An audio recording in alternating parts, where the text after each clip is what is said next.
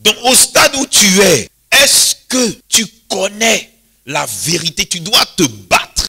Quand on se lève et qu'on s'en va ouvrir, par exemple, un garage de mécanique, est-ce que l'ouverture de ton garage a eu un signe dans le monde spirituel pour que tu ouvres le garage? C'est un grave problème, écoutez. Pourquoi? Parce que Dieu est un Dieu de révélation. Quand je dis venez, je vais prier pour vous. Quand je vous touche, le Saint-Esprit me montre une parole de connaissance.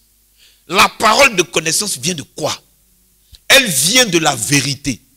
Maintenant, cette vérité-là, c'est que le Saint-Esprit un jour m'a pris, il m'a transformé, il m'a fait naître de nouveau et il dit je mets à ta disposition 9 dons spirituels.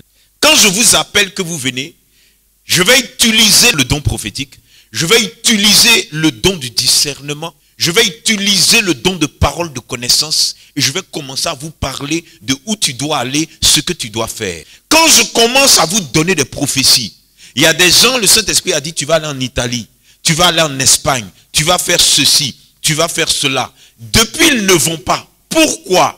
Parce que la prophétie est sortie du prophète Steve. La vérité dit que tu dois aller en Espagne, en Italie ou en France. Pour faire quoi? À quel moment? À quelle heure? À quelle date? C'est toi qui es censé demander à Dieu. C'est pas moi qui dois demander pour toi. Le problème, quand vous venez que je vous impose les mains, à partir de la prophétie, vous commencez à faire des rêves tordus. Or, la prophétie déclenchée, venant de la connaissance de la vérité, Dieu donne une vérité. Puisque Dieu donne une vérité, il attend de toi que tu rentres dans cette vérité, que tu touches le Saint-Esprit qui est dans la vérité et que tu poses des questions selon la vérité qui est sortie. Dieu va déclencher une vérité. Maintenant, Dieu donne la vérité spirituelle au pasteur Nouriel en fonction de l'activité dans laquelle il est, mais ce qu'il reçoit n'est pas lié à ce qu'il est en train de faire maintenant. Ce qu'il est en train de faire maintenant va l'introduire dans la vérité et dans la connaissance de ce que Dieu lui montre où il va gagner des millions. Mais ce n'est pas parce qu'il est en train de faire ce qu'il fait maintenant que les millions vont se déposer maintenant. Non, il faut d'abord que Dieu lui montre, Dieu lui dit, écoute, effectivement, ton père spirituel et toi, vous allez avoir beaucoup d'argent, énormément d'argent. Maintenant, il faut d'abord que ton père spirituel et toi, vous prenez connaissance de la vérité, de l'activité dans laquelle vous êtes, qui vous a été donnée par le Saint-Esprit. Pour rentrer dans la connaissance de la vérité spirituelle que Dieu vous montre, vous devez vous humilier, prier, demander à Dieu pour ne pas commettre d'erreur. La moindre erreur efface la prophétie, la moindre erreur efface la vision. Voilà comment beaucoup ne rentrent pas dans leur prophétie et dans leur vision. Donc, ça veut dire que s'il m'a vu dans le songe, s'il a vu Faveur ou bien le groupe musical dans le songe, nous tous, on doit faire une cellule de prière pour l'activité que Dieu a montrée au pasteur Nouriel. On prie pour ça, pour rentrer dedans, non selon la chair, non selon le monde, non selon le show business, mais selon la sainte parole de Dieu, puisque l'activité concerne l'élévation du sceau de Dieu qui est sur nous.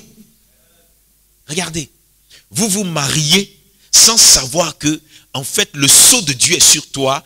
Il te fait rentrer dans la voie sacrée du mariage. Et quand il rentre dans le mariage, tu t'en vas faire les sauvages là-bas. Tu t'en vas faire n'importe quoi là-bas. Tu t'en vas faire n'importe quoi. Alors que le sceau de Dieu est sur toi pour rentrer dans la voie sacrée du mariage. Quand tu veux faire une activité, il faut absolument que tout ce que tu poses comme action participe à élever la gloire de Dieu et le nom de Christ. Et je me rends compte, dans tout ce que nous faisons, il n'y a rien qui élève la gloire de Dieu. Dans ton comportement quotidien, si tu connais la vérité, tu marches selon cette vérité. Quand tu marches selon cette vérité, elle te conduit à poser des actions selon la vérité.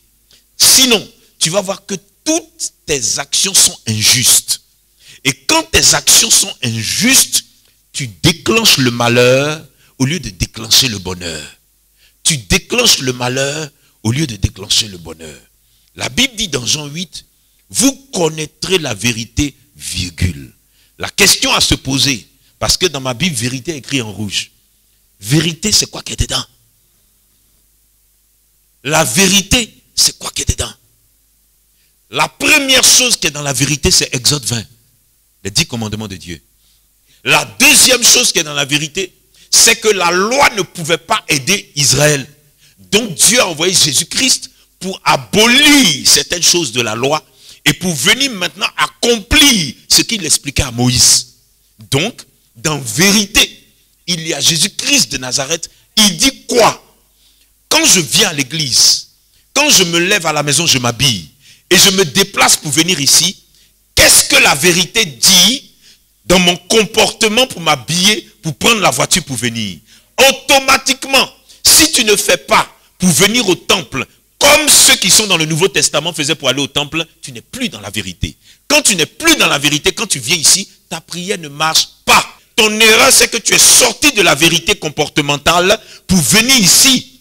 Dès que tu n'es plus dans la vérité comportementale sur le chemin, ici, ça ne marche pas. Tu arrives à l'église. Dès que tu rentres ici, il y a une manière de marcher dans le temple. Il y a une manière de s'asseoir dans le temple. Mon père spirituel avait l'habitude de prêcher. Il y avait une dame qui était fan de lui. Elle s'assoit devant ici. Quand elle s'assoit avec sa mini-jupe, elle écarte ses jambes. Elle écarte ses jambes. Un jour, il en avait marre. Il a dit, foutez-la moi dehors. En plein culte. Parce que il y a des gens qui pensent que ici, ce n'est pas le temple de Dieu. C'est un lieu où on joue. Est-ce que vous savez, les femmes, que vous n'avez pas le droit de venir à l'église avec une robe ou bien une jupe qui est au-dessus de votre genou? Si vous ne savez pas, je vous informe. Vous portez quand même, arrivez ici, vous mettez foulard. Vous allez voir que vos prières ne vont rien donner. Maintenant, ça, c'est dans la vérité. Donc, quand tu viens maintenant à l'église ici, il y a une manière d'adorer qui n'a rien à voir avec ta manière d'adorer à la maison. Parce que là, tu es dans la présence de Dieu.